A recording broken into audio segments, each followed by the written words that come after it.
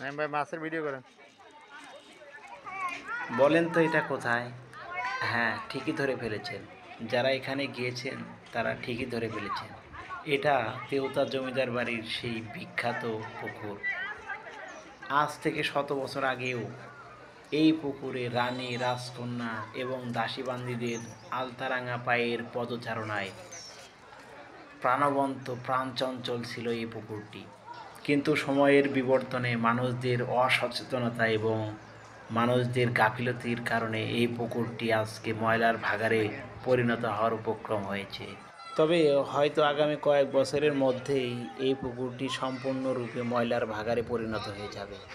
আর থেকে থাকবে শুধু ঐতিহ্যের ইতিহাস এই তেওতাবাসীর হৃদয়ে তোতা ইতিহাসের পাতায়। বর্তমান পুকুরের এই জরাজীর্ণ অবস্থা দেখে বড়ই অবাক হয়ে যায় আর ভাবি, ঐতিহ্যবাহী জিনিসগুলো সময়ের স্রোতে এভাবেই হারিয়ে যায়।